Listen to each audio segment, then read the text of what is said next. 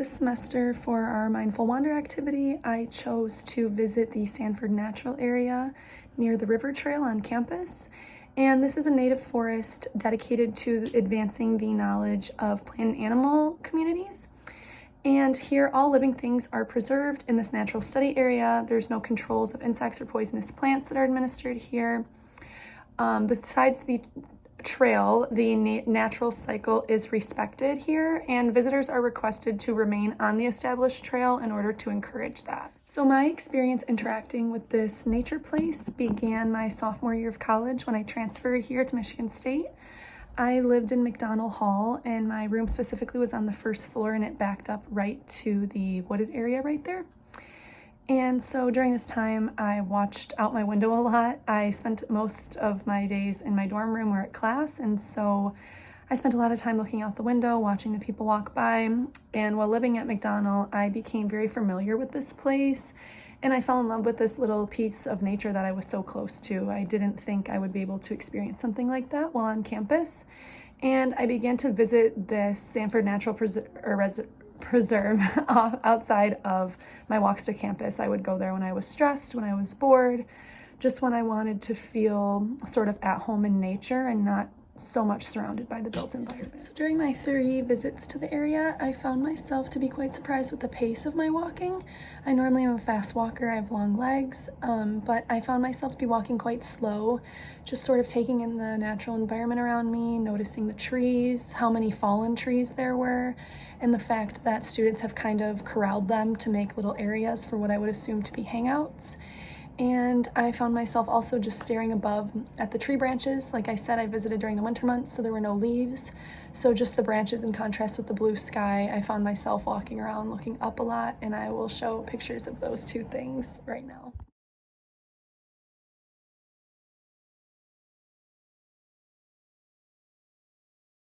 When first visiting the Sanford natural area, I found my thoughts to be sort of scattered in the sense that I was trying not to focus on external stressors, my phone, homework, things going on in my external life, but my thoughts remained pretty peaceful as I was in nature, and I'm big on breath work, and so as I began to focus on my breath work, I was able to sort of come back to this sacred place, as Romsdale states in the Mindful Wandering book.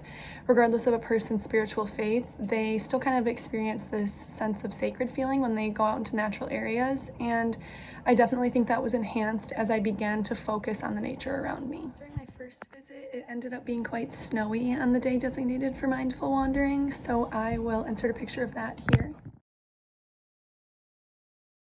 Whereas my second 2 visits were pretty similar in weather. They were both partially sunny and particularly warm for that day.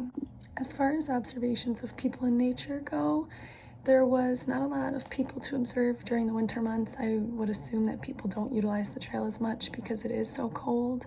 During my first snowy visit, I only saw one other single person on the trail. This was the shortest of my visits, so that also may have been why. But during my last 2 visits, when it was warmer and the sun was particularly shining, there were a significant more amount of people that were there for obvious reasons. Wasn't covered in snow and freezing. Again, over the course of my visits, I also noticed that more trash was being deposited. I would assume this being the reason, or the reason for this being that there were more people that were utilizing the trail. And in my last visit, I even began to notice small signs of life begin to emerge, such as moss and even a little mushroom on a tree. So that was sort of promising to see. The course concept that most often came to mind when wandering was a possible drawback being the last settler syndrome. So as stated previously, my first visit, everything was clean, there was snow on the ground, and then as my visits began to progress, more trash surfaced, fallen trees had been moved around, and as I discovered that the land had not been kept up as the signs had asked at the Sanford natural area, I did find myself beginning to feel a sense of this last settler syndrome. I began to think about when I lived here in the dorm in my previous visit, and I could not help but wonder if the new students in the dorm caused a sense of community takeover of this natural and supposed to be respectful area. It was at this time that I began to resent the new residents that lived there, and I began to want a sense of the community when I first began to tour it, when I first discovered the Sanford natural area. So not only did completing this exercise spark a lot of curiosity points, but it also allowed me to reminisce on where I lived when I first attended Michigan State. So I was really able to appreciate that through this experience. But I could also not help but wonder if this sort of how this sort of assignment would help other students reflect, those that are not so focused on the nature within their schoolwork. Would they feel a sense of environmental guilt due to the environmental degradation that I saw on the natural area? Or would they not care? Would it be out of sight, out of mind? Not my problem. I also couldn't help but think, but if this is how the Sanford natural area has changed over 1 month, I wonder how our campus has changed as a whole over 1 month in regards to trash and things like that. And especially according to seasons, I wonder if there has been a change throughout the seasons and if the seasons affect that change. And as a data person, I wonder if there could be data to discover this and compare things. So overall, I really enjoyed my mindful wander this semester, and I look forward to visiting the Sanford natural area again.